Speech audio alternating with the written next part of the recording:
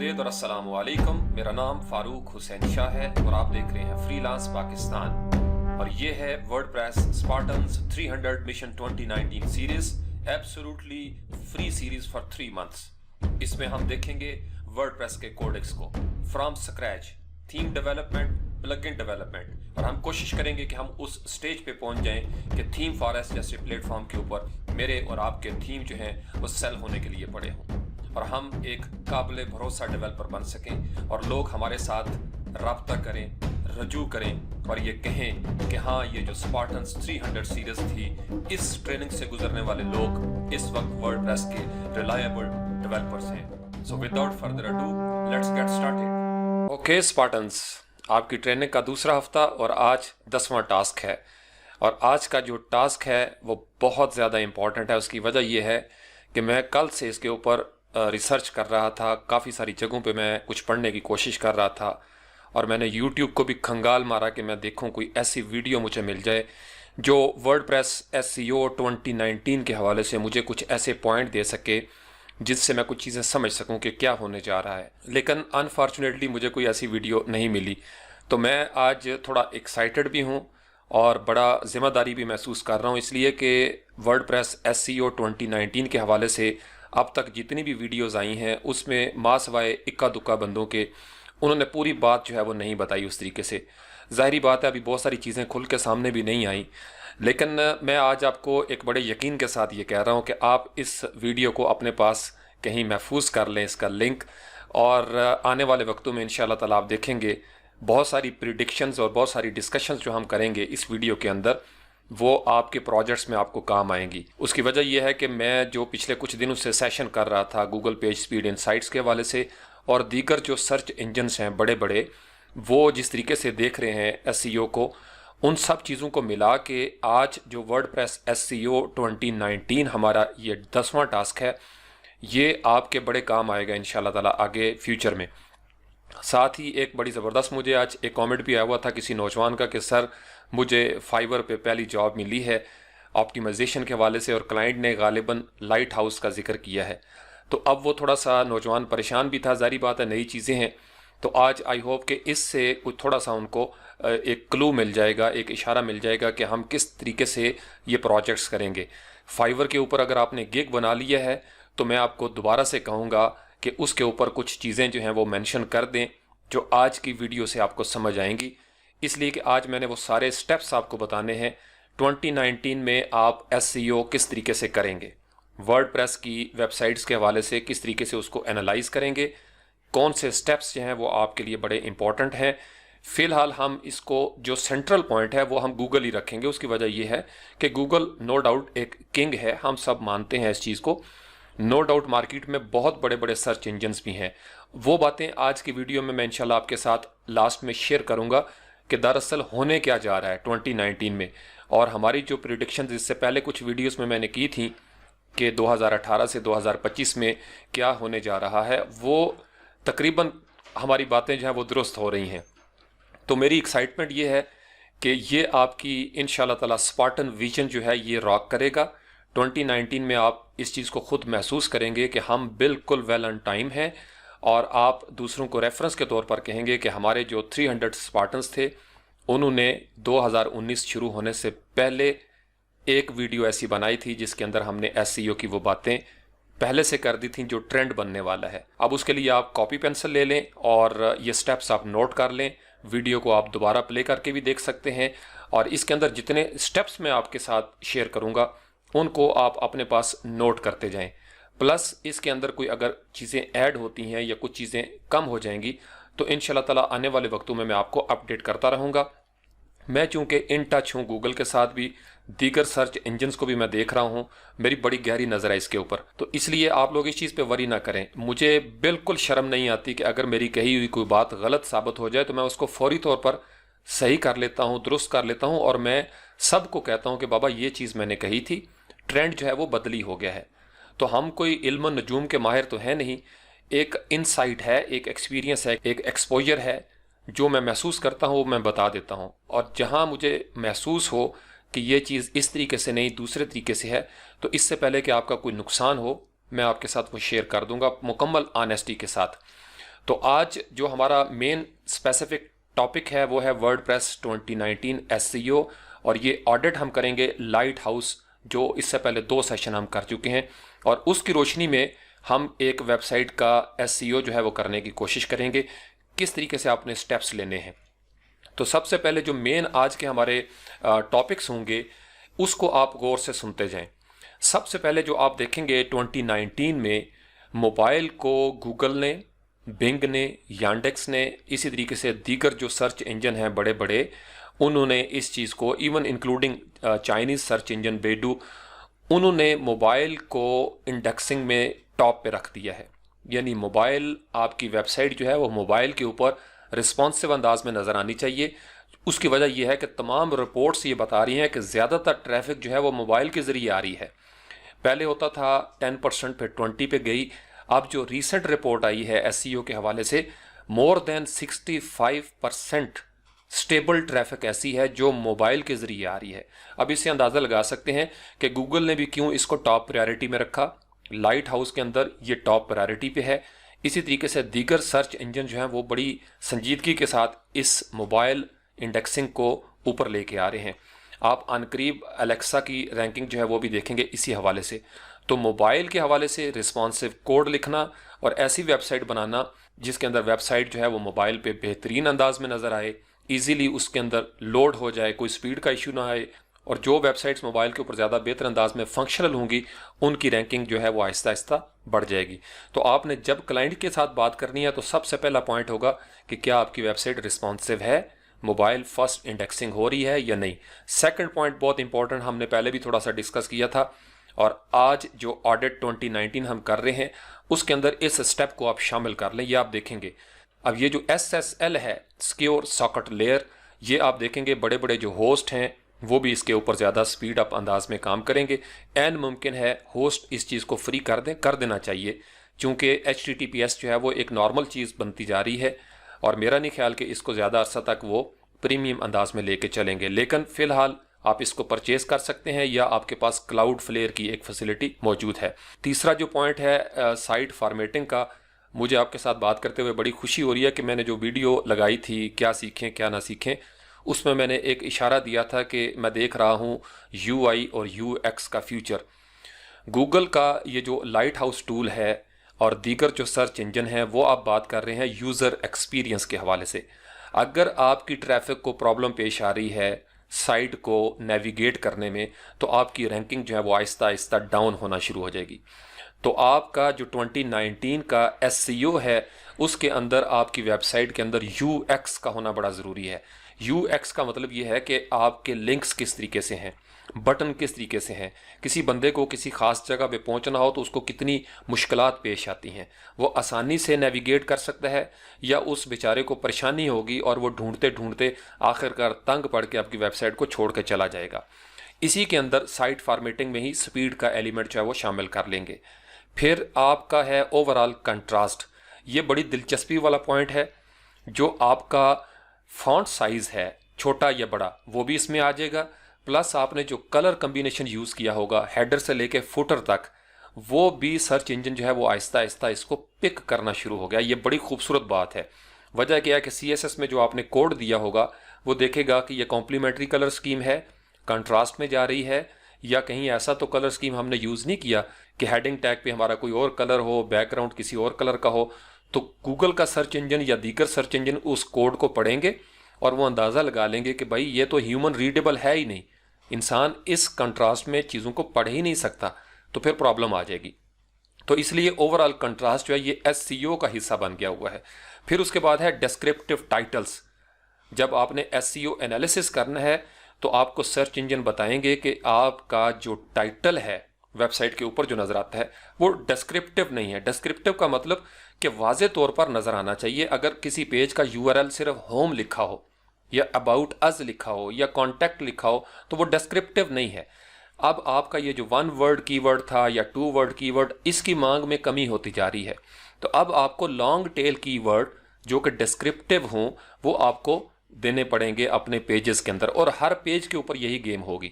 सिर्फ home page के ऊपर नहीं, अब होम की जगह पे आपको लिखना पड़ेगा अपनी कंपनी का नाम, या जो सर्विसेज आप देते हैं वो भी आगे पीछे आपको ऐड करना पड़ेंगी। कि आप ये कह सकते हैं कि top WordPress developers home page, इस तरीके से कोई डिस्क्रिप्शन आपको देनी पड़ेगी। उसके बाद जो नेक्स्ट हमारे पास है वो है मेटा डिस्क्रिप्शंस। ये जो लफ्ज़ मेटा है, इसका लफ्सी मतलब आप यूँ समझ लें कि एक रेफरेंस है।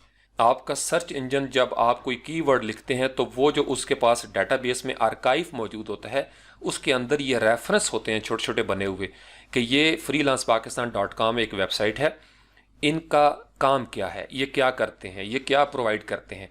ई कामर्स का फिर अलग से एक सेटअप होगा।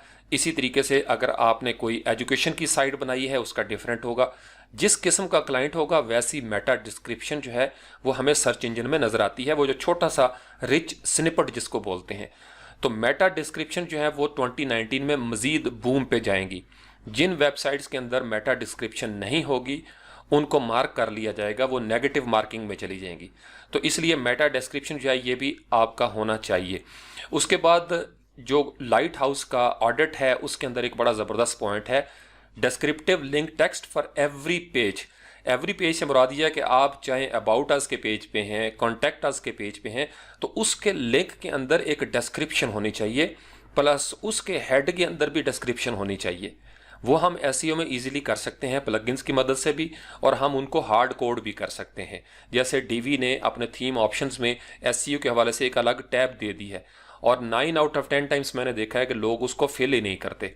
उसकी वजह यह है कि हम समझते हैं कि शायद इसका कोई फ़ायदा नहीं, और फिर प्लगइन लगाए होते हैं। डीवी का थीम हो और उसके ऊपर आप कोई प्लगइन भी लगा दें, कोई फ़ायदा नहीं। तो आप डीवी के थीम के अपने ऑप्शंस को सेट कर लेंगे तो आपका काम हो जाएगा। उसके बाद आपके पास जो बटन्स वगैरह होते हैं या साइड बार्स के ऊपर आपने विजेट्स के ऊपर देखा होगा कोई टाइटल दिया होगा, वो भी डिस्क्रिप्टिव होना चाहिए। यानी जहाँ जहाँ वेबसाइट पे लिंक है, फ़र्ज़ कर लें बटन पे लिखा हुआ है साइन अप, तो गूगल का जो लाइट हाउस है वो ये कहता है कि ये डिस्क्रिप्टिव नहीं है। साइन अप का क्या मतलब, तो आप उसमें कहेंगे, जैसे आपने देखा होगा जो मैंने 300 स्पार्टन्स का पेज क्रिएट किया उसमें मैंने लिखा हुआ था कि ज्वाइन 300 स्पार्टन्स मिशन। तो ये जो आप वर्ड मेंशन करेंगे या डिस्क्राइब करेंगे, वजाहत करेंगे कि आपका ये बटन, ये लिंक दरअसल किस चीज़ के बारे में है, तो इससे आपकी सर्च इंजन की रैंकिंग में इजाफा हो जाएगा। इसलिए अगर आप कोई इमेज अपलोड करें, क्लाइंट को बताएं जितने भी मीडिया लाइब्रेरी में इमेजेस हैं उनको हमें डिस्क्रिप्टिव करना पड़ेगा। जहाँ जहाँ क्लाइंट की साइट में लिंक नज़र आता है आपको किसी भी पेज पे, किसी भी जगह पे, आप उनको बताएं कि मुझे इसको डिस्क्रिप्टिव करना पड़ेगा, ये नया एल्गोरिदम है, इसके बगैर आपका सर्च इंजन रैंकिंग में आप आगे नहीं बढ़ सकते। ये अभी से नोट कर लें, ये प्रोजेक्ट्स आएंगे तो फिर आपको मैनुअली ये सारा काम करना पड़ेगा, क्योंकि ये ऑटोमेटेड कोई तरीका नहीं होगा। तो इसलिए क्लाइंट्स को आपने पहले कन्विंस करना है। उसके बाद एक बड़ा ज़बरदस्त पॉइंट है लैंग्वेज कोड्स इन ISO फॉर्मेट। ये जो ISO-4937-1 एक इंटरनेशनल स्टैंडर्ड जो है वो एक ऑर्गेनाइजेशन एक नंबर इशू करती है। तो आपने लैंग्वेजेस लिखना है ना कि ये आपकी वेबसाइट अंग्रेज़ी में, उर्दू में, चाइनीज़ में, फ्रेंच में, जापानीज़ में, हिंदी में ट्रांसलेट हो सकती है, तो आपको उसका एक ख़ास अंदाज में फॉर्मेट में कोड देना पड़ेगा। इसी तरीके से जो यूज़ ऑफ रेल है, कैनोनिकल डुप्लीकेट स्टफ, ये बहुत पुराने अरसे से चल रहा है और अभी इसको फिर रिकग्नाइज किया गया है गूगल की तरफ से भी। तमाम सर्च इंजन ये जो कैनोनिकल रेल होता है इसको रिकग्नाइज करते हैं। उसकी वजह क्या है, सबसे पहले उन लोगों के लिए जो कैनोनिकल को इस तरीके से अभी समझ नहीं रहे, कैनोनिकल यूज़ करते हैं हम ये वाला जो मेटा टैग है उस जगह पे जहां हमें खदशा हो कि कहीं सर्च इंजन जो है वो डुप्लीकेट कंटेंट की वजह से कंफ्यूज ना हो जाए। फॉर एग्जांपल, अगर आपका कुछ स्पाइडर या बॉट गूगल का आता है और वो आके देखता है कि 2-3 मुख्तलिफ पेजेस हैं और उनका एक तरह का नाम है, तो फिर आप जहाँ पे रेल कैनोनिकल दे देंगे उसको मास्टर पेज कंसिडर किया जाएगा और फिर बाकी चीज़ों को उसकी रोशनी में देखा जाएगा, फिर वो आपके ऊपर डुप्लीकेट कंटेंट वाली कन्फ्यूजन नहीं आएगी। तो इसलिए कैनोनिकल रेल जो है ये हमें मेटा टैग में देना पड़ेगा कि ये इस पेज के चाइल्ड पेजेस हैं या इसी से रिलेटेड आगे पोस्ट वगैरह हैं, कैटेगरीज जैसे होती हैं। तो इसलिए इस चीज़ को आप ज़हन में रखें। उसके बाद एक है HREF लैंग, ये हम मेटा टैग में देंगे, लाजमी कर दिया गया है।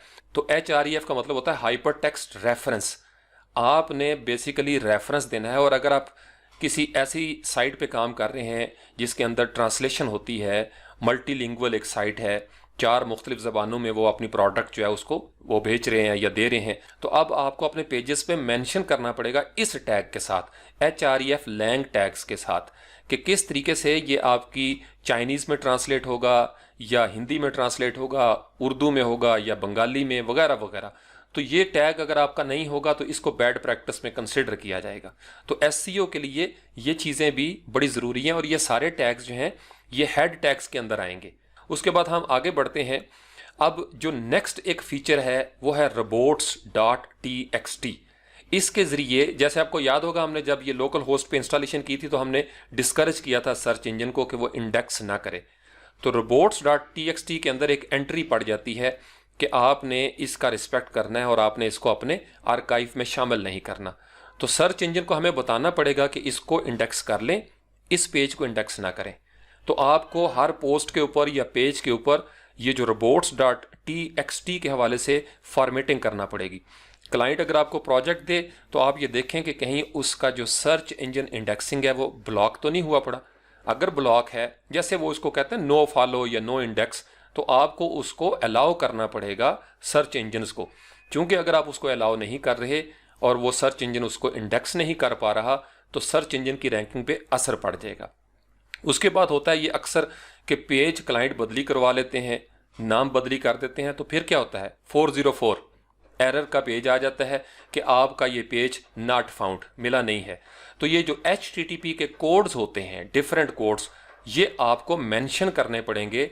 404 का पेज आपको क्रिएट करना पड़ेगा और अगर कोई चीज़ जो है वो रेस्ट्रिक्टेड है तो 403 उसकी जगह पे आएगा। तो ये सारी चीज़ें प्रेपरेशन डेवलपर एंड से तैयार हो जानी चाहिए ऑन पेज SEO के हवाले से। अभी हम SEO की उस डेप्थ में नहीं गए, उसकी अभी फ़िलहाल इस स्टेज पे ज़रूरत नहीं। ये पॉइंट्स आप नोट कर लें, खासकर वो लोग जो पहले से SEO कर रहे हैं, 2019 के ट्रेंड वो नोट कर लें कि ये होने जा रहा है।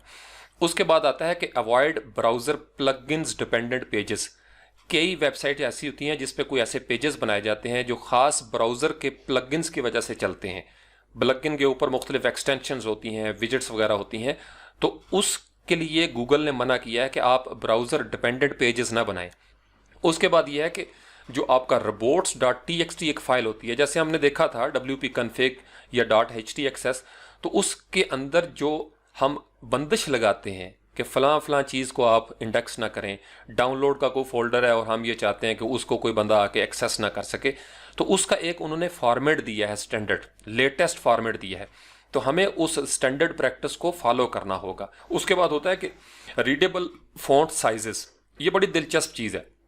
अगर आपने कोई ऐसा फॉन्ट का साइज़ यूज़ किया जो ह्यूमन रीडेबल नहीं है तो सर्च इंजन रैंकिंग में फ़र्क पड़ जाएगा। ये जो SERP है, सर्च इंजन रैंकिंग पेज, इसमें फ़र्क पड़ जाएगा क्योंकि आपने फ़ॉन्ट ऐसे इस्तेमाल किए हैं जो रीडेबल ही नहीं है।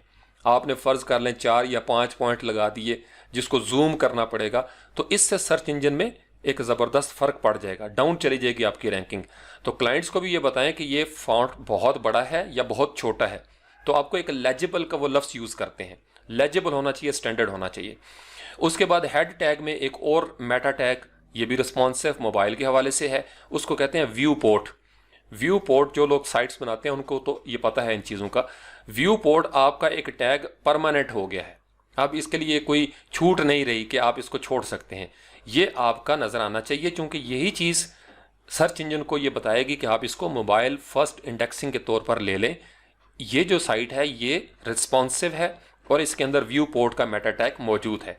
ये बेसिक वो टॉपिक्स थे जो SEO एनालिसिस में आपने देखने हैं, ये आप अपने पास नोट कर लें, मैं इनको डिस्क्रिप्शन में भी दे दूंगा और आप इनको 1 बाय 1 इन पॉइंट्स की रोशनी में अब आपने आगे SEO के प्रोजेक्ट्स के ऊपर काम करना है। 1 बाय 1 करते जाएं, टिक करते जाएं। HTTPS लग गया, फलां चीज़ लग गई, फलां चीज़ लग गई, कैनोनिकल लिंक भी आ गए, लैंग्वेज है तो उसका टैग भी लग गया, व्यू पोर्ट भी लग गया। आप क्लाइंट को कहें जी कि okay your site is good. उसके बाद दोबारा से ऑडिट करेंगे और उसके बाद आप क्लाइंट से माल शाल लेंगे। तो ये बड़े ज़रूरी पॉइंट है इस स्टेज पे समझना, चूँकि आगे यही होने जा रहा है। उसके बाद हमारे पास जो फ्यूचर प्रिडिक्शंस फॉर SEO 2019, जो मेरी नज़र में मैं ये समझ रहा हूँ जिसको बूम मिलेगा, चूँकि ये जो 65% से ज़्यादा ट्रैफिक है ये मोस्टली उसमें क्या कर रहे हैं, हमारे यहाँ पाकिस्तान, इंडिया और बांग्लादेश में अभी चूँकि इंग्लिश हमारी फर्स्ट लैंग्वेज नहीं है तो हम मोस्टली टाइप करने के चक्कर में हैं। लेकिन जहाँ जहाँ इंग्लिश फर्स्ट लैंग्वेज है और जहाँ जहाँ साइट्स इंग्लिश में बनी हुई हैं, वहाँ पे वॉइस सर्च को बहुत बूम हासिल हो गया। ये जो हेलो गूगल है, ये आर्टिफिशियल इंटेलिजेंस की बड़ी ज़बरदस्त मिसाल है। अब फॉर एग्जांपल ये मेरे पास मोबाइल है, यहाँ पे हम एक छोटा सा तजर्बा भी करते हैं और मैं आपको दिखाता हूँ कि इसका कितना ज़बरदस्त फ़ायदा हो गया। अब इस तरीके से आपको ये नज़र आता है छोटा सा एक माइक्रोफोन बना हुआ। अब इसको मैं प्रेस करता हूँ और मैं कुछ टाइप नहीं करूँगा, मैं सिर्फ अपनी वॉइस के ज़रिए सर्च करने की कोशिश करता हूँ और आप देखेंगे कि सर्च इंजन की रैंकिंग पे इसका कितना असर पड़ गया है। आपकी ऐसी वेबसाइट हो, मेटा डिस्क्रिप्शंस, इस तरीके से डिस्क्रिप्टिव बटन्स हों कि आप जब सर्च करें तो आपको आपकी आवाज़ के साथ वो चीज़ें निकाल के दे दे। ये होने जा रहा है अभी और ये हो भी रहा है ऑलरेडी, लेकिन इसको बूम मिलेगा, ये चीज़ें कम नहीं होंगी। अब एक तजर्बा हम करते हैं। WordPress Spartans 300। अब ये देखें, मैं जो ही बोला तो ये गूगल ने एक सर्च किया और सर्च करने के बाद वो जो कीवर्ड था हमारा वर्डप्रेस स्पार्टन्स 300, उसके साथ गूगल ने ये सारे रिजल्ट निकाल के दे दिए जो हम वीडियोस जिनके ऊपर हम काम कर रहे हैं। अब इस तरीके से कोई बंदा सर्च करेगा और यहाँ से क्लिक करके वो वीडियो पे जा सकता है। नीचे ये साइट के लिंक जो हैं वो भी नज़र आ रहे हैं। अगर आप इनको देख सकें, मैं थोड़ा सा जूम करके आपको दिखाता हूँ। यानी ये चीज़ें मैं फ्यूचर प्रेडिक्शन में शामिल कर रहा हूँ, इसको बूम मिलेगा। आपकी वेबसाइट के अंदर डिस्क्रिप्शन इस तरीके से होनी चाहिए कि वॉइस के ज़रिए भी, चूँकि जब आपने वॉइस करना है तो ये जो आर्टिफिशियल इंटेलिजेंस है गूगल, हेलो गूगल, ये क्या करेगा, ये मेटा टैग्स को देखेगा और वो डिस्क्रिप्शन या टाइटल्स अपने इंडेक्स के अंदर से उठाएगा और आपको रिजल्ट शो कर देगा। तो अगर आपके बटन्स जो हैं वो डिस्क्रिप्टिव नहीं होंगे या आपने हेड टैग्स के अंदर मेटा डिस्क्रिप्शन ही नहीं दी तो प्रॉब्लम आ जाएगी। बहुत सारे थीम्स ऐसे देखता हूँ जहाँ पे डिस्क्रिप्शंस मौजूद नहीं होती। इवन फ्रीलांस पाकिस्तान की साइट जो है उसके अंदर भी आपको डिस्क्रिप्शन अभी नज़र नहीं आएगी, तो वो भी आज मैं इंशाल्लाह ताला डाल दूंगा। ये हमारी प्रैक्टिस में ये शामिल हो गई हैं, स्टेप बाय स्टेप चीज़ें हमने आगे लेके चलनी है। दूसरा जो पॉइंट है फ्यूचर प्रेडिक्शंस में, वो है लोकल कम्युनिटी, लोकल एसईओ। जब तक आपका बिजनेस या आपकी वेबसाइट या फ़र्ज़ कर लें जैसे कम्युनिटी हमने एक डेवलप की है फ्रीलांस पाकिस्तान के हवाले से, अगर आप अपने लोकल सतह पे ऑप्टिमाइज़ नहीं हैं तो फिर इंटरनेशनल मार्केट में आपकी रैंकिंग जो है वो असरअंदाज होगी। तो सर्च इंजन्स बड़े तवज्जो के साथ इन चीज़ों को नोट कर रहे हैं कि एक बंदा जहाँ पे मौजूद है वहाँ उसकी कम्युनिटी उसको जानती नहीं और वो दावा कर रहा है लंदन में बैठ के या कनाडा में बैठ के या ऑस्ट्रेलिया में कि मैं ये चीज़ें आपको करके देता हूँ। तो लोकल कम्युनिटी पे जो आपकी फीडबैक है, जैसे हमारे स्पार्टन्स की हमने एक मिशन शुरू किया हुआ है। अब हमारी ये एक लोकल सतह पे हमारे डेवलपर्स तैयार हो रहे हैं। इंटरनेशनल क्लाइंट्स जो हैं वो आने वाले वक्तों में इंशाल्लाह देखेंगे। ये स्माइल मेरी जो है इसको आप मानी खेज समझ लें, इस मुस्कुराहट को। तो लोकल कम्युनिटी में हमारे ये डेवलपर्स तैयार हो चुके होंगे और ये होने जा रहा है 7 फरवरी के बाद। तो इसलिए मुकामी सतह पर जो लोकल लेवल है उस पे एसईओ के अंदर बूम लाजमी हो गया हुआ है। अगर किसी इस्लामाबाद के अंदर किसी वेबसाइट को इस्लामाबाद वाले ही नहीं जानते तो ऑब्वियसली उसके सर्च इंजन के ऊपर असरात पड़ेंगे। उसके बाद तीसरा जो है वो हमारा दावा सच करके हमें दिखाना होगा। इससे क्या मुराद है, अगर मैं क्लेम करता हूं कि मैं एक टॉप वर्डप्रेस डेवलपर हूं, ये मेरी टैग लाइन है, तो फिर मुझे अपने दावे को सच करके दिखाना होगा। मकसद मेरे क्लाइंट्स की वहां पे फीडबैक होनी चाहिए साइट के ऊपर कि ये मिस्टर ए या मिस बी या मैडम सी जो है उन्होंने मेरे बारे में ये कहा है कि मैं वाकई ही टॉप वर्डप्रेस डेवलपर हूं, मैं सिर्फ क्लेम नहीं कर रहा। तो जो वेबसाइट जो क्लेम करती है कि ये वो सेल करते हैं या ये चीज़ है जो वो सोल्यूशन प्रोवाइड करते हैं, उनके ऊपर फीडबैक भी होनी चाहिए, उसके रिव्यूज़ भी होंगे। इसका मतलब अब जेन्युइन रिव्यूज़ की तादाद में इजाफा हो जाएगा कि आप वाकई ही एग्जिस्ट करते हो, कोई ऐसी वेबसाइट ना हो जो डिसीटफुल हो, जो धोखा देती हो, बज़ाहिर वो लोग मौजूद ही ना हो, वो टीम एग्जिस्ट ही ना करती हो।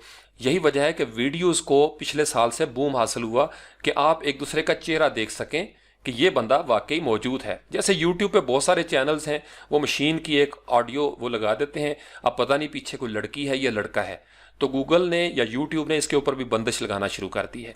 तमाम सर्च इंजन्स जो हैं वो इस चीज़ को आहिस्ता आहिस्ता इसके ऊपर चेक रख रहे हैं। उसकी वजह यह है कि अब आप अगर मौजूद हैं पीछे तो आपको दिखाना पड़ेगा। आन करीब आप देखेंगे फेसबुक के बहुत सारे पेजेस जो हैं वो बंद होने वाले हैं। उसकी वजह यह है कि फेसबुक को जो मार्क ज़करबर्ग हैं इसके ऊपर बड़ा प्रेशर आया हुआ है कि एक बंदे का आपको पता ही नहीं कि वो कौन है, और वो अच्छी खासी कम्युनिटी बना के बैठा हुआ है और कभी वो सामने नहीं आया।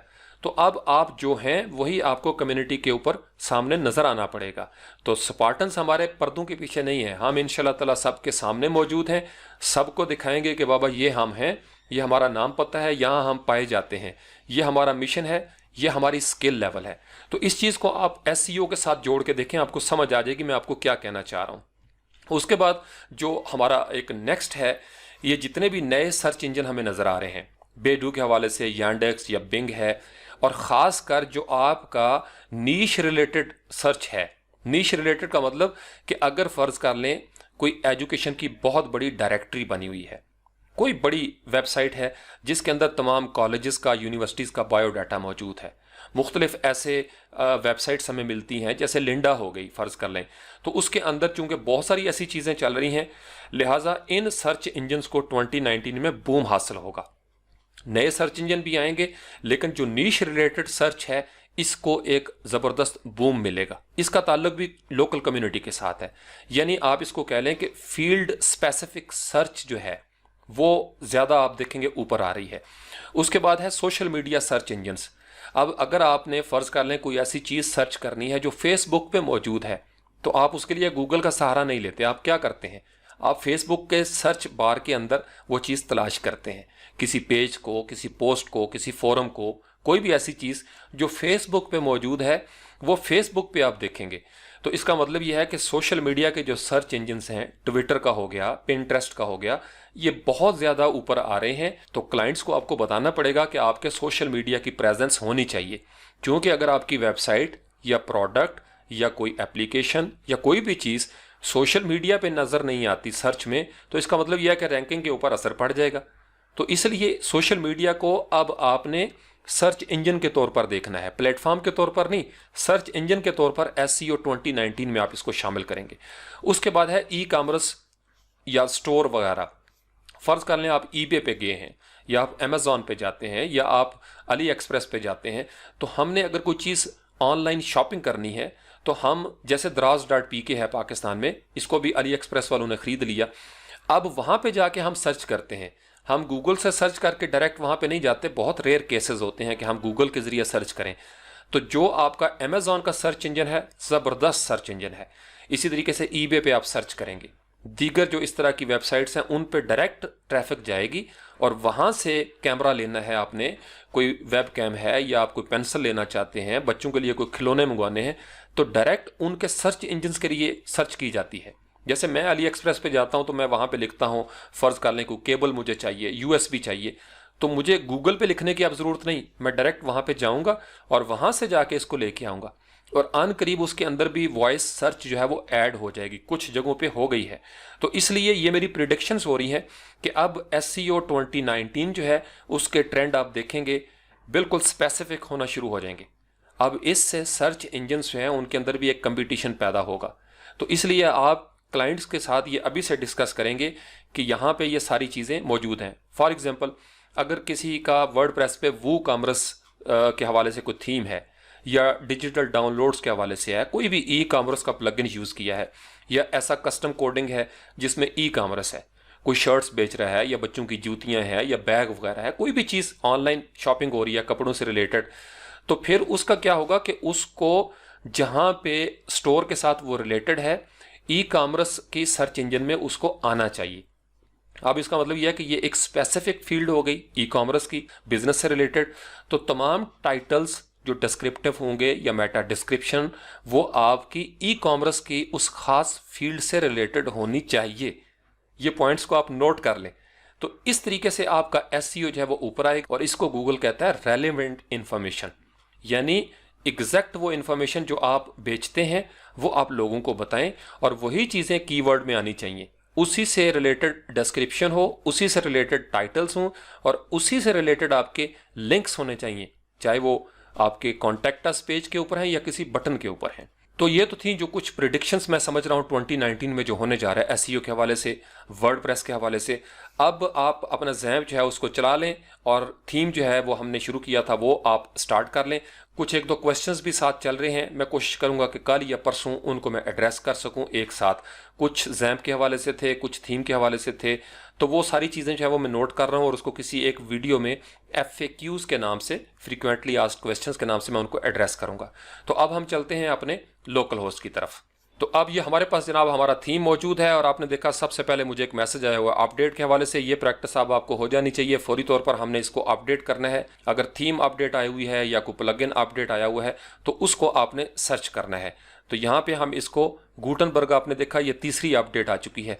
चूंकि ये बड़ी तेज़ी से तजुर्बात हो रहे हैं, इसके ऊपर बहुत सारी फीडबैक आ रही है कम्युनिटी की, लिहाजा वो इसको बदल रहे हैं। और जब ये वर्डप्रेस 5 के अंदर गुटनबर्ग ज़बरदस्त अंदाज में शामिल हो जाएगा, अपडेट तो फिर भी चलती रहेंगी, जारी बात है, उसके अंदर बग्स आएंगे, बहुत सारी चीज़ें, मज़ीद कॉमन यूज़र जो हैं वो फीडबैक देंगे, तो ये बदलना शुरू हो जाएंगी चीज़ें। तो इसलिए आपने इसके साथ वरी नहीं करना।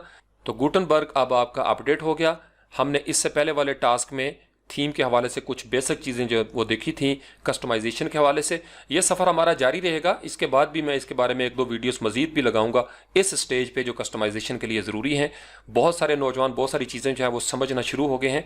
मुझे साथ साथ डिस्क्रिप्टिव अंदाज में बताया करें कि सर ये चीज़ें फ़लाँ टास्क जो था उसमें कवर हो गई हैं, ये चीज़ें समझ नहीं आ रही, ताकि मुझे पता चलता रहे कि कितने लोग जो हैं वो मेरे साथ चल रहे हैं, कितने लोग पीछे रह गए हैं और कितने जो हैं वो हमसे आगे निकल गए हैं। बहुत सारे लोग हैं, बड़े सीनियर भी हैं, तो वो भी कुछ नई चीज़ें, मुझे बड़ा अच्छा लगा, एक कमेंट आया हुआ था कि सर मुझे बहुत सारी चीज़ें आती हैं लेकिन इसके बावजूद मैं आपकी वीडियोस देखता हूं, चूँकि बहुत सारी जनरल बातें जो हैं वो आपकी, वो मेरे बड़े काम की हैं।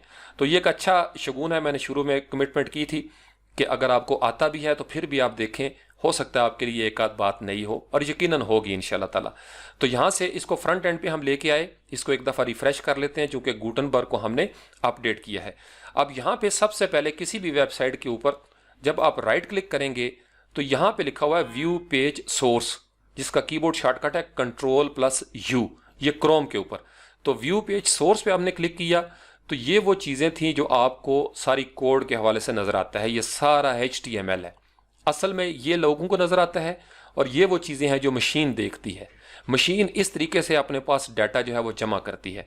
अब ये देखें तो इसके अंदर कितने ज़्यादा लिंक्स जो हैं वो हमें नज़र आ रहे हैं। अभी ये लोकल होस्ट पे है, यहाँ से शुरू करें तो ये HTML के हवाले से है। ये जो मेटा आपको नज़र आ रहा है ना, करैक्टर सेट है, UTF-8, Meta name, view port, इसका मतलब यहाँ पे ये शामिल है। तो टेस्ट में ये पास हो गया। लिंक रेल जो है वो प्रोफाइल के हवाले से कुछ हमें देने पड़ते हैं। फिर यहाँ पे टाइटल बड़ा ज़बरदस्त है, WordPress Spartans 300 we are top WordPress developers. इसका मतलब यह है कि हमारा जो टाइटल है वो डिस्क्रिप्टिव है, तो ये चीज़ भी क्लियर हो गई। अब यहाँ पे नीचे है meta name robots content no index, ये आपको भी नज़र आ रहा होगा अगर आप साथ साथ फॉलो कर रहे हैं। ये नो इंडेक्स क्यों नज़र आ रहा है? चूँकि हमने डिस्करेज किया था सर्च इंजन को, लेकिन जो आपकी लाइव साइट है उसके ऊपर ये मेटा नहीं होना चाहिए, ये बैड प्रैक्टिस में कंसिडर होता है। तो ये ऑटोमेटिकली रिमूव हो जाएगा जब हम सर्च इंजन को अलाउ कर देंगे। उसके बाद फिर DNS प्री फैच के हवाले से है, कुछ फॉन्ट्स गूगल की तरफ से आ रहे हैं। फिर इसी तरीके से ये sw.org है, इसके ऊपर हम क्लिक करते हैं कि ये लिंक कहाँ से आ रहा है, कि मशकूक लिंक तो नहीं। तो जो ही हम क्लिक करेंगे तो ये SW जो है वो हमें नज़र आना शुरू हो जाती है। अब आप देखें कि उस SW को शॉर्ट लिंक बनाया गया था, वो हमें नज़र आता है वर्डप्रेस के ऊपर, इसका मतलब ये ठीक है। फिर नेक्स्ट हमारे पास कुछ अल्टरनेटिव अंदाज में है फीड के हवाले से, कमेंट्स और फीड के हवाले से, जो RSS था। तो RSS के ऊपर अभी तक हमने उस तरीके से बात नहीं की, आने वाले वक्तों में मैं इसके ऊपर करूंगा। फिर उसके बाद यहाँ पे स्क्रॉल करके नीचे आए तो यहाँ पे हमें एक मिसिंग है, अभी तक यहाँ पे हमें डिस्क्रिप्शन वाला मेटा टैग नज़र नहीं आएगा। वो भी इसी तरह का होगा, जैसे ये आपको मेटा नेम नज़र आ रहा है, वहाँ पे होगा डिस्क्रिप्शन का मेटा। तो वो हम कैसे ऐड करेंगे वो अभी हम देखते हैं। यहाँ पे हम वापस आए, अब यहाँ पे आप राइट क्लिक करेंगे और इंस्पेक्ट एलिमेंट कर लेंगे। ये हमने इससे पहले वाले टास्क में प्रैक्टिस की थी। इंस्पेक्ट एलिमेंट में जो हमारा सबसे पहला प्रोसीजर होगा वो होगा हमारा ऑडिट। तो सबसे पहले आपको जब कोई प्रोजेक्ट मिलेगा फाइवर पे या अपवर्क पे या किसी भी फ्रीलांसिंग साइट पे, आप उसका ऑडिट करेंगे। ये पहला स्टेप हो गया। ऑडिट में अब आपने देखना है, चूंकि हम सिर्फ SEO के हवाले से देख रहे हैं, तो इन 4 चीज़ों को हम फिलहाल यहाँ से अनचेक कर देते हैं ताकि हमारे पास जल्दी रिपोर्ट आ जाए। Performance, progressive web app, best practices और एक्सेसिबिलिटी। प्रोग्रेसिव वेब ऐप के हवाले से एक दो बंदे कंफ्यूज थे, मैं आपको दोबारा से बता देता हूँ। वेब ऐप का मतलब जो ऑनलाइन आपकी ऐप्स मौजूद होते हैं। साइट को भी ये कंसिडर कर रहे हैं उस हवाले से, लेकिन प्रोग्रेसिव वेब ऐप एक अलग से टेक्निकल टर्म भी है। अगर आपकी वेबसाइट जो है वो डाउनलोड करवाती है कुछ चीज़ें, तो फिर उसको PWO के स्टैंडर्ड के साथ चलना पड़ेगा। हमारी चूंकि अभी नॉर्मल वेबसाइट्स हैं वर्डप्रेस के ऊपर, इसलिए अभी हमें इस हवाले से वरी करने की ज़रूरत नहीं। लेकिन अगर कोई चीज़ें डाउनलोडेबल हैं या कोई चीज़ें ऑनलाइन वेब बेस्ड एप्लीकेशंस हैं, किसी ने एडिटर बनाया हुआ है या कोई भी चीज़ जहाँ पे आप डिज़ाइन कर सकते हैं ऑनलाइन, तो वो PWO में आ जाएंगी। तो उसके लिए उसको स्टैंडर्ड मीट करना लाजमी है। SEO हम करते हैं, और SEO के लिए सबसे पहले हम देखते हैं कि डिवाइस जो है हमारी डेस्कटॉप के ऊपर हमारा SEO कैसा है। अब यहाँ पे थ्रॉटलिंग हमारी इसी तरीके से चेक रहती है। हम यहाँ पे क्लिक कर देंगे रन ऑडिट्स के ऊपर। ऑडिट्स का ये कुछ थोड़ा सा टाइम लेगा, और उसके बाद ये हमें एक रिपोर्ट जो है वो हमारे साथ शेयर करेगा कि SEO के हवाले से जो लेटेस्ट ट्रेंड हैं लाइट हाउस में, वो क्या क्या प्रॉब्लम है। तो अब यहाँ पे हमारे नंबर हैं 78। अब यहाँ पे इसको हम थोड़ा सा ऊपर कर लेते हैं ताकि आप इसको देख सकें। यहाँ पे वो बता रहा है कि these checks ensure that your page is optimised for search engine results ranking. ये जो नया ट्रेंड है उसके हवाले से हम देख रहे हैं। अब हमने इस रैंकिंग को इम्प्रूव करना है लोकल लेवल पे। अब यहाँ पे सबसे पहला पॉइंट देखें तो रेड नजर आ रहा है, इसके ऊपर हम क्लिक करते हैं। वो हमें बताता है कि डॉक्यूमेंट के ऊपर मेटा डिस्क्रिप्शन ही मौजूद नहीं है। तो इसका मतलब यह है कि अब हमें मेटा डिस्क्रिप्शन देनी पड़ेगी। कैसे देंगे? हम करते हैं लर्न मोर के ऊपर क्लिक। जब हम लर्न मोर के ऊपर क्लिक करेंगे तो आप ये देखेंगे कि डेवलपर्स की इस वेबसाइट के अंदर एक खास पेज ओपन हो जाएगा, और यहाँ पे ये लिखा हुआ है मेटा नेम। इसको हमने यहाँ से कॉपी कर लेना है। Ctrl+C किया, हम यहाँ पे वापस आए अपने थीम के अंदर, और यहाँ पे हम जाते हैं अपीयरेंस और उसके बाद एडिटर। एडिटर के अंदर हम जब जाएंगे तो ये हम थीम के अंदर जा रहे हैं।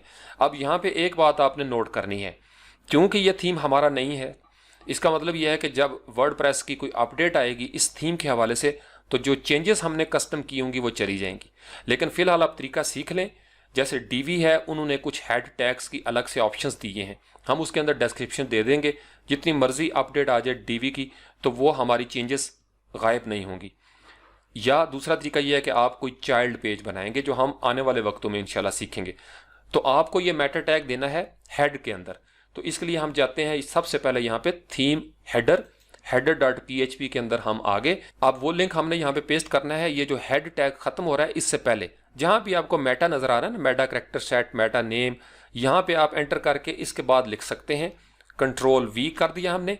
अब इस मेटा को हम एडिट करेंगे। यहाँ पे उन्होंने लिखा हुआ है पुट योर डिस्क्रिप्शन हेयर। तो ये जो इन्वर्टेड कॉमास के अंदर का जुमला है, यहाँ पे हम कुछ जुमला लिखना शुरू कर देते हैं।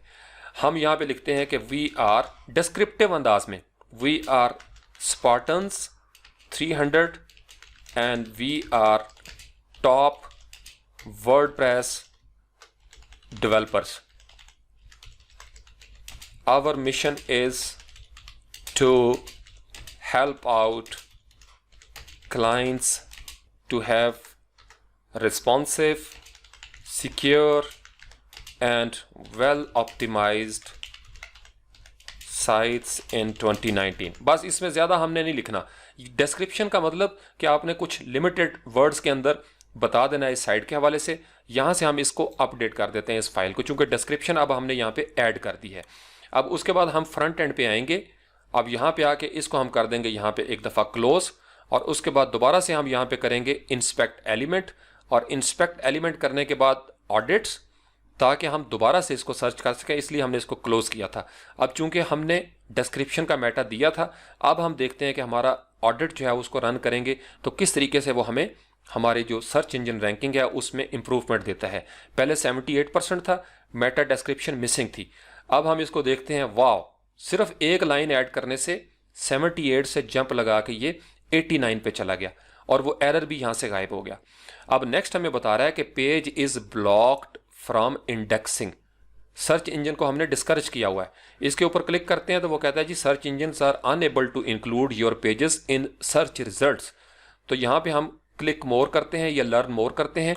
यहाँ इसके बारे में आप डिस्क्रिप्शन जो है वो पढ़ सकते हैं, और वो कहता है कि जी आपने नो इंडेक्स जो है वो लगाया था, ये नो इंडेक्स आपने देखा था वहाँ पे, आप इसको यहाँ पे इस तरीके से करें कि ये आपका अलाउ कर दे।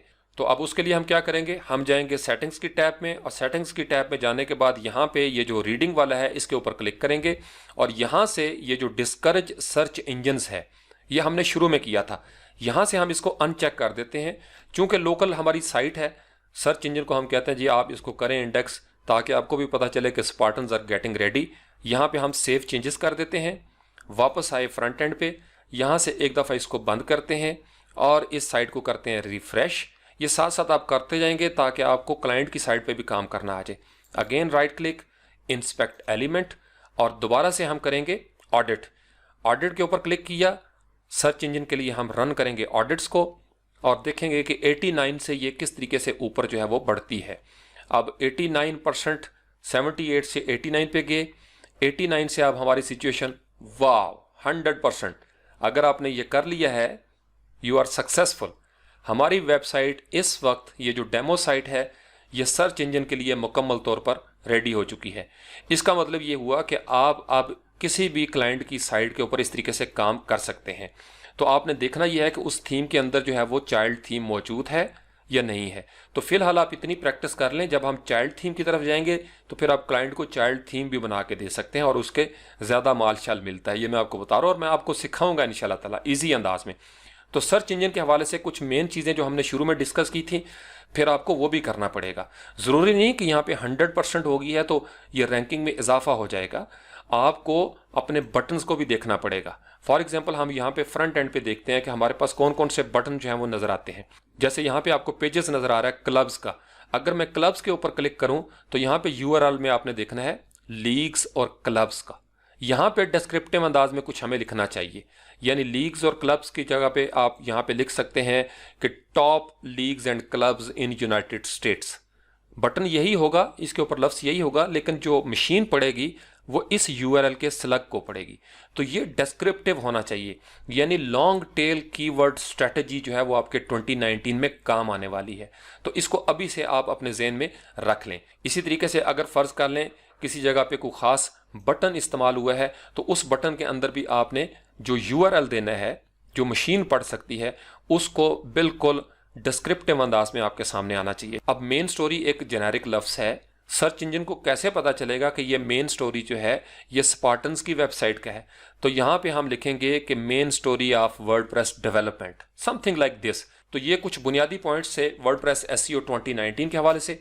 आई होप कि आपको बहुत सारी नई चीज़ें इसमें मिलेंगी और ये सारे पॉइंट्स जो मैंने शुरू में डिस्कस किए डिस्क्रिप्शन में भी मौजूद होंगे। आप वहाँ से ये अपने पास नोट कर लें। किसी भी क्लाइंट का प्रोजेक्ट आए तो स्टेप बाय स्टेप उसको लेके चलें। अब वो नौजवान जो फाइवर के हवाले से पूछ रहा था, आपने मेरी जान 5 के 5 स्टेप जो हैं वो इसी तरीके से स्टेप बाय स्टेप आगे लेके चलना है। जितने एरर आपको नज़र आ रहे हैं 1 बाय 1 उनको क्लिक करें, पढ़ें, उसके बाद लर्न मोर करें। जो सोल्यूशन उन्होंने दिया है, सोल्यूशन भी उन्होंने दिया हुआ है, फलां कोड जो है वो इस तरीके से करना है, फलां कोड जो है वो इन्होंने इस तरीके से करना है। अब इसके बारे में अगर आपने फर्दर जानना हो तो मैंने आपको एक साइट दी थी और मैंने कहा था कि इसके बारे में पढ़ें। वहाँ से ये सारी चीज़ें जो है वो आपको समझ आना शुरू हो जाएंगी। इस लर्न के ऊपर web.dev के ऊपर आप आएंगे और लर्न के ऊपर क्लिक करेंगे तो यहाँ पे ये सारी चीज़ें पढ़ने वाली हैं। अब यहाँ से मैंने 1 बाय 1 जो है इन लिंक्स को खोला है। ये कुछ लिंक्स मैंने ओपन करके रखे हुए हैं। ईजीली डिस्कवरेबल जो है इसका टाइटल है कि आपने किस तरीके से नज़र आना है स्टेप बाय स्टेप इस पेज के ऊपर। इसका आप लिंक देख सकते हैं web.dev/discoverable। अब यहाँ से ये शुरू हो रहा है पहले पॉइंट से। पहले उन्होंने बयान किया हुआ कि सर्च कैसे काम करती है। सर्च इंजन जाता है, मेटा टैग्स को उठाता है, अपने पास स्टोर कर लेता है। फिर इस तरीके से आपकी ऑप्टिमाइजेशन जब हो जाएगी, मेटा टैग्स या डिस्क्रिप्शन आप ऐड कर देंगे। इसका मतलब यह है कि सर्च इंजन जो है वो आपको आहिस्ता आहिस्ता रिकॉग्नाइज करना शुरू कर देगा। दूसरा स्टेप ये है राइट डिस्क्रिप्टिव टाइटल्स। इसके ऊपर क्लिक करेंगे, यहाँ पे ये आपको फर्दर सारे तरीकाकार बताएगा। हर स्टेप के ऊपर उन्होंने एग्जाम्पल्स जो हैं वो कोड की हुई हैं कि इस तरीके से हेड के अंदर आप जाएंगे और इस तरीके से मेटा जो है मेटा डिस्क्रिप्शन वो आप देंगे। यानी सारे की सारी प्रैक्टिस है। यहाँ से आप कॉपी करेंगे, अपने पास एडिटर में सेव कर लें, क्लाइंट को कहें जी कि मुझे कुछ डिस्क्रिप्शन लिख के दें, मैंने इसके अंदर डालनी है। कोई 160, 180, 150 वर्ड्स जो हैं ताकि जेन्युइन नजर आए जितने आपको सर्च इंजन में नजर आते हैं। इसी तरीके से अगर आप नेक्स्ट पे आएँ, ये सारे उसी से मैंने आगे क्लिक किया, राइट क्लिक। अब यहाँ पे आप देखें तो वो क्या कहते हैं, सर्च इंजन को बताएं कि आपने किस पेज को क्रॉल करना है, किसको नहीं करना और कौन सा लेटेस्ट पेज है। तो उसके लिए भी उन्होंने तरीका बताया हुआ है कि आप डॉक टाइप में जाएंगे और लिंक रेल कैनोनिकल देंगे कि ये लिंक जो है ये कैनोनिकल है और बाकी चीज़ें जो हैं वो इसके पेजेस हैं। तो इसलिए इनको आप डुप्लीकेट ना समझें क्योंकि साइट एक ही है। उसके बाद नेक्स्ट पे आप आ जाएंगे, ये सारी चीज़ें हमने शुरू में डिस्कस की थी। यहाँ पे remove code that blocks search engine indexing, तो यहाँ पे ये कोड है जो आपने रिमूव करना है, या उस तरीके से आप robots.txt के अंदर भी दे सकते हैं। यहाँ पे वो लिखते हैं कि गूगल सर्च, बिंग और यांडेक्स वगैरह का अपना एक मिजाज है, तो आपने सब सर्च इंजन के हवाले से देखते जाना है। उसके बाद इसी तरीके से HTTP स्टेटस कोड है, आप क्लाइंट को कहेंगे कि 404 पेज नहीं है तो कोई प्लगइन इंस्टॉल कर लेंगे, प्लगइन्स भी अवेलेबल हैं, या आप खुद से नए पेजेस जो हैं वो क्रिएट करेंगे, कोई टेम्पलेट वगैरह। तो यहाँ पे 1 बाय 1 आप क्लिक करते जाएं और आप पढ़ सकते हैं कि ब्राउज़र प्लगइन के बारे में वो क्या कहते हैं। अब ये जितने भी पॉइंट्स मैंने शुरू में बताए थे, इनके ऊपर आप 1 बाय 1 जो है वो सर्च करेंगे, आपको बहुत सारी नई चीज़ें जो हैं वो नज़र आना शुरू हो जाएंगी। Thank you very much.